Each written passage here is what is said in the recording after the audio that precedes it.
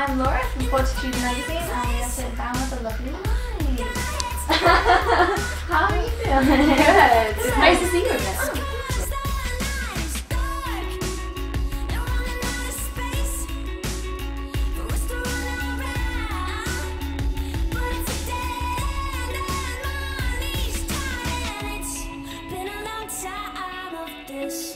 So you've not long released Little Machines, and everybody loves it. Everyone's going crazy about it. How does it feel being on tour with Little Machines and the response to it, and with the family that we just bumped into? Like it feels really good. It was a labor of love for sure, writing the record, and all the endless hours that we spent putting into these songs, whether it was writing them, making sure they're all laid out right, production, producing them at the end of the day, finishing them, mastering them, mixing them. There's so many layers, and now finally to be able to playing them is just unreal. And seeing people sing it back is awesome. It's a great, I don't know, it's very satisfying. The album kind of feels like, correct me if you disagree, but it kind of feels like all the best qualities of The Listening and Siberia. Thank you. Well, that's the whole point. I think you're supposed to take the best things that you've done and make something even better. Yeah, like it has that has like the pop feel of The Listening and like the melodies, and then it has the kind of grit and strength of Siberia. But then it has this kind of like freedom, like your vocal, I don't know what you would call it, but your vocal like experimentation. Like there's a lot of sounds that we've heard that we haven't heard before. Oh, that's, you know, it's kind of funny.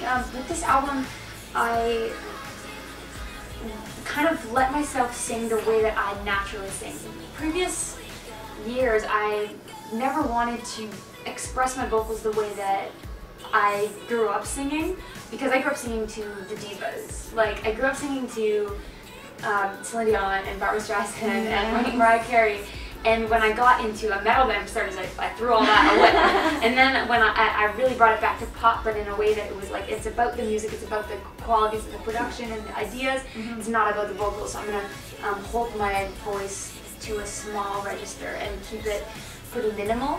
But with this record, I was kind of like, whatever, I'll just go for it. And these are things that feel natural. I think that I've developed enough of a foundation in terms of what I create for people to understand that I'm not a diva, in fact. We've all heard about the writer's block that you had before getting into the album and stuff. How did you battle through that? Because it must be so frustrating for like a creative person who like relies on creativity.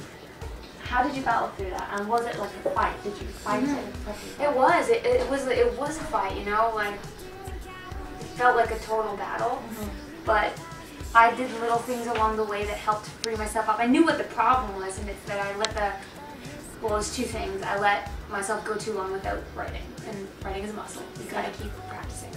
And I let a lot of pressure get to me in terms of putting something out. It's been too long. You need to hit a song. You need to sell these many records. Your fans expect this. You expect this. Your team expects this. And maybe some of those things are true and some aren't, but you can't think about that because you're not going to create something natural and free. And those are the two things that really got me in a tough spot, and I think I just understood the need to get back to my creative passion and enjoy what I do again. And I did poetry. I made myself write a poem every night because I couldn't say what I wanted to say. Do you ever get into that position where there's a word that you're thinking of, but it doesn't come out? You can't remember what it is. That is best expressing a moment, and you cannot think of it. That's what it was like lyrically. It was like, I don't know how to say what I want to say. It's just not coming out right. So I did poetry every night to free myself up lyrically, and I did painting and got into some music that I maybe didn't listen to before. You know, I would walk around in Toronto in the cold listening to just like Neil Young, you know, where I previously hadn't really listened to a Neil Young album from front to back as much as I should have. And it was a cool experience, you know, like a Pink Floyd album from front to back. And in an environment I wouldn't normally be listening to that. And it was a cool new take on music in an environment where I wasn't liking anything that I was hearing. You know, I would turn on the radio. That's the last place you go for inspiration sometimes. This, you know, finding new ways to inspire yourself and remind yourself, this is fun. Create, have fun doing it. You know, don't think about all the other things. to think about that specific place you want to be. Yeah, but one of the things too that it took was really understanding your strong point and understanding what you have to offer. And I take joy in writing a pop song, writing a unique, empowering pop song, and really understanding that that is something I can do, and that's what I can bring to the table. And there's no reason to try to do anything else right now. Writing a great song. And you can tell that as well because when you play your songs acoustically, they turn from this like powerful pop song into this beautiful like heartfelt like song, right? Thank you. That's part of it. I mean, being able to strip a song down shows that the song is strong enough to stand on its own. And I put a lot of emphasis into lyric and make sure that every lyric means something. There's nothing that's thrown away or just filler. Yeah. I hate filler lyrics. There's nothing worse. And I've been in some writing sessions, obviously, that yielded nothing that I've released, that the producer or writer that I was working with felt that lyrics weren't as necessary as other parts of the song, which I think a lot of people agree with. I mean, if you listen to a lot of stuff on the radio, a lot of filler lyrics, but it sounds great. It's phonetically like beautiful, and the cadence is all there, but the lyrics just don't mean much. Yeah. And there's a world for that for sure. But for me, I really care about lyrics. And I make sure that every lyric could be a tattoo, or every lyric could be a status bar. Now tattoos. Yeah, I've noticed that too. I've noticed that too. That's one of the things that really has been inspiring, even just in this tour.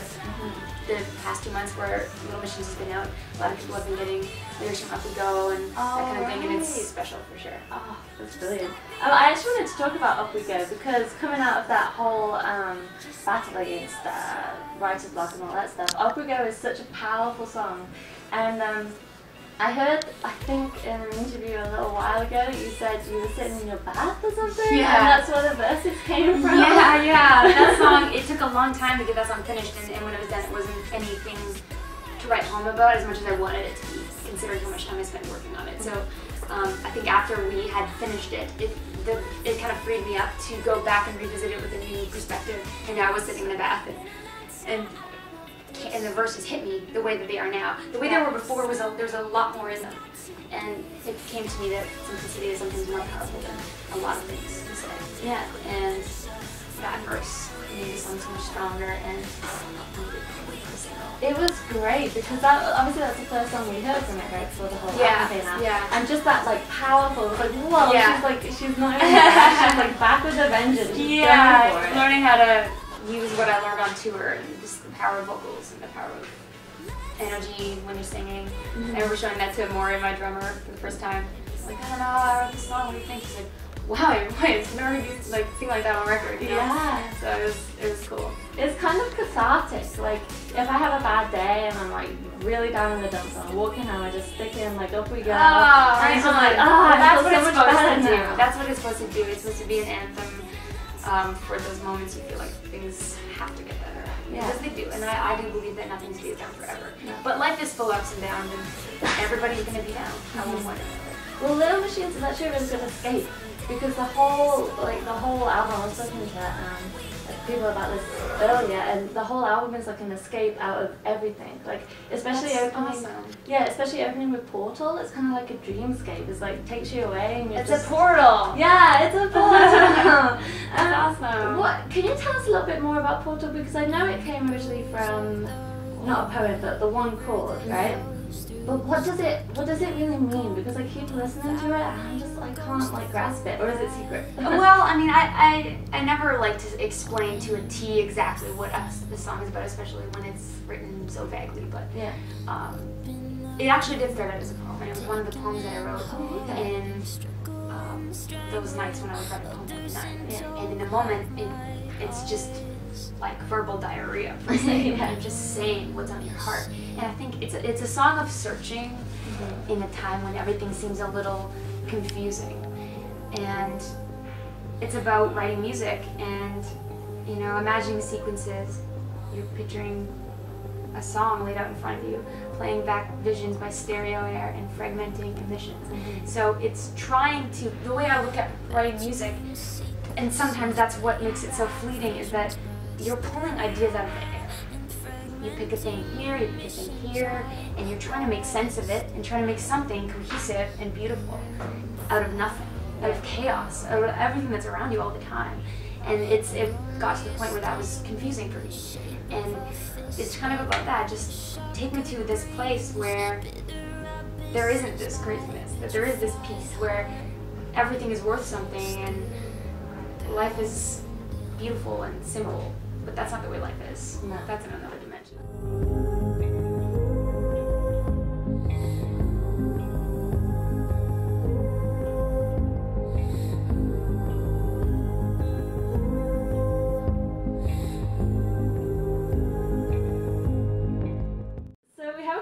From a person on Twitter, a Twitter person, and she's actually she's actually from South Africa, so she's never been able to see you. What? Yeah, we've never been out there. Yeah, I know. So she asked, what was the writing process for the Machines, and what's your favorite song from the album? Writing process is different for every song. It really is. I mean, a song like "Don't Go Home Without Me" is written just alone on a guitar, usually, that kind of thing. Portal came from poetry. Up We Go came from, actually it started with a drum beat and then ended in the back. And Speeding came from an intention. I mean, I was speeding and listening to like heavy electronic and feeling really good and knowing, like I was on my way to a session and knowing that I wanted to write a song about speeding that felt really good. and we went in and I'm like, we need this bass and this beat and there needs to be this tempo and it's going to be called Speeding. I don't know what else. We just go in and you start. So, you know, it can either start from just a moment of welling up emotion when you're very intimate on your instrument, or going and trying to capture a mood and knowing what you want to say. And you have in your head the sounds and you just need to go find them. So it's a bit of a hunt sometimes. Then you have the times like Same C where you go into a session, you don't really know what you're going to talk about. And you start from scratch and you just start playing and feeling and going into it and you lose yourself in it. You layer in some keyboard, I layer in a pad, layer in a beat, come up with some melodies, go home, see what words suit that mood. And I remember with Same C, I actually came up with 3 different choruses but all of them said different things. Oh. And I brought them in the next day with an objective ear, which one of these is the most powerful, because they all meant something to me. Yeah. And that's the power of collaboration. I really like the, not the bass, what do you call it, you know, down, down, down. Yeah, the lead, yeah. Yeah, the lead, I guess. Yeah, there's lead, there's bass, there's like a million things doing the same thing. Yeah, really so strong. Good. So did you have a favourite song, or are they all favourites? Oh man, I don't know. It's also different times, also different moments that some are better than others, like an intimate moment, Don't Come Without Me is beautiful. But in an energetic moment, Same C is my favorite. Yes. And then in a groovy moment, Muscle Memory is exciting to play. Yeah. To listen back to, I really like Speeding because that reminds me of speeding. Yeah. Just chills you out. So yeah, everything has a special corner of my heart. That's fair enough. So now I have a question from behind the camera. What do you have in common with Alex Trebek, Sarah McLachlan, and Jan Harden, apart from being Canadian? You're all World Vision ambassadors. Oh, yeah. That's right. Yeah. That's right. So we were going to ask, why did you choose World Vision and how does it feel to inspire so many kids to help other people? Oh, well, World Vision is at the forefront, especially in Canada, for going and challenging world hunger. And the beauty of them is that they focus on the children. Because that, you know, when you fly in over Manila and you land in the city, you look over endless, as far as the eye can see, poverty. Ultimately, there's squatter areas that go on for miles. You can't go in and put a Band-Aid on it and fix it. It doesn't work like that. It's a long process that involves investing in the next generation so that they have an opportunity to be prosperous and live a wonderful life, and their quality of life will be better. So that's what drew me to World Vision in the first place, I think. And their connection with music. A lot of their ambassadors are musicians, so they, you know, cross-platform, you know, the cause, and it's really great. And they've done great work. I mean, growing up, I've known people that have sponsored children who did it, so it was just a comfortable connection for me. And they took me back to the Philippines in 2010, so I actually could see where the money goes and which people are curious about all the time. You know, is the money actually going to change? Yeah, that's one of the biggest you're giving money right? to this arbitrary thing, this greater cause. Yeah. But it's hugely making a difference, especially in some small communities. We flew to the island of Palau, and there's really rural communities where there's a school and there's education, and the teachers there were previous sponsored children from years ago, who are now contributing to their community and have a job and are teaching other children that are sponsored, or children that aren't, you know. So yeah, it makes a huge difference. And on this tour, we've had the opportunity to sponsor all from a specific village. So we picked a village in southern Philippines called Olyo that was was really hit hard by Haiyan, the typhoon last year. And their primary resource is agriculture, and all their farms got wiped out. So the whole community is at a disadvantage. The kids don't have any opportunity for education. They're going with the basics. I mean, the whole community is struggling to survive. If we were able to sponsor all the kids that need sponsorship, that village could focus on their agriculture and be prosperous again.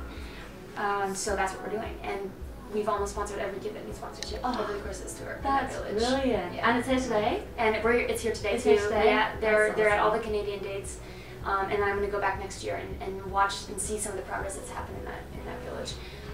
And it's just amazing. It's inspiring, not just because I know it's making a difference, but because every single person that has sponsored a child is like a hero. You know, everyone is stepping outside of themselves and the money that they make to help somebody on the other side of the world, and that's awesome. Man. Yeah.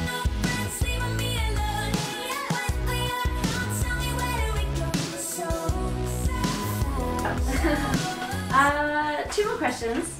The first one is, in How We Do It, you say, and that's going to be a bit weird to speak your lyrics to maybe we live just to tell our story and how to get there. So what do you think, right circa like 2008, 2009, listening when you were saying like little places, what do you think she would think about your story till now?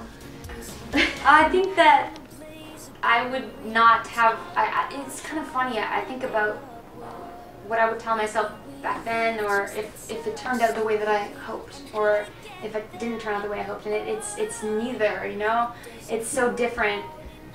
I would never picture myself here touring with a baby and a husband, and still making the music that I'm proud of. You know, you just don't know. I mean, I had just previous, you know, a couple years before the listening came out, I had really skewed perceptions of how success would be, and you learn as you go that it's, you know, it isn't all glamour, and it doesn't happen easily, and it's got ups and downs. That's what Flux and Flow is about. And there are times when everything feels like it's over, and there are times when everyone's fighting, and there are times when you lose a crucial member of your team, and there's times that you bring one in that's changing the dynamic. You know, that is all stuff I would never have thought about.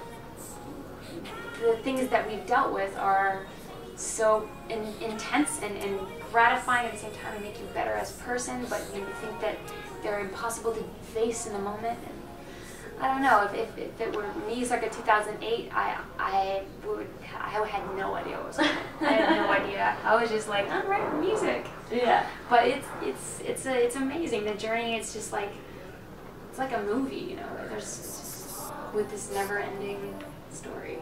So what is success anyway? It's happiness, right? And if you're happy, I mean, you must be happy touring with your with your family. It is awesome. And doing what you love, to quote the same song, I want to be happy, I want to die in love. To me, that would be the definition of happiness. I mean, if you love people that you're with and you make an impression on their life and they leave an impression on yours, that is all that matters. Yeah. You know, you have to treat the people around you right. You can't treat people like crap, because when all else burns away, that is what remains, and that's what matters. The people that you moved through your art, and the people that you love, and the babies you create. Yeah. It was very, very cute. The cutest baby of all time. Thank you. So the big question, the last question, is you've been talking recently about your purpose in music. So what is your purpose in music, and what really keeps you going through everything? Well, it's exactly what I've been kind of talking about, is that you gotta just enjoy life. You know, I look at it like this. In an apocalypse, what would be my purpose? what is a lawyer's purpose in an apocalypse? You know, what is a doctor's purpose in an apocalypse? That is what the true definition of what you bring to the world it boils down to. And as a musician, they're really, in the big scheme of things, fame and famous musicians, there's no place for that, but there's always a place for music. And that is the power of music. I've been moved from music by a young age. It's magic, it's modern day magic. It's invisible, but it changes us. It changes our moods and changes our view on things. And that's powerful. And I think the goal now is just to move people in a positive way. I think to have someone leave a show or leave a record listening experience a little bit more at peace, or a little bit inspired, or a little bit saved. Who knows? Well, you're definitely achieving that, 100%. Well, it's fun, and I'm learning so much as I go, and I'm sure that in next record, when you sit down and talk to me, then I'll have different mantras about life, and that's one of the things I've learned too, is that you think that you know everything, but 2 years later it all changes. Right. Kind of like Child. But that's what it's about. Yeah. I have no idea what I'm doing. You learn more every day, and you never stop learning. Well, it's nice to know that when we have children, we're still gonna have no idea what No, we're you have doing. no clue. You have no clue, and you're just taking it a day at a time, and that's the beauty of it. Enjoy these days. I think as humans, we just we have this knack of skipping by the things that matter so that we can anticipate the next thing that we can be nervous about. Yeah. But we forget how important it is to just enjoy. Smell the roses. Don't go home without me. Everyone here is ready to go. It's been a hard year with nothing to show from day.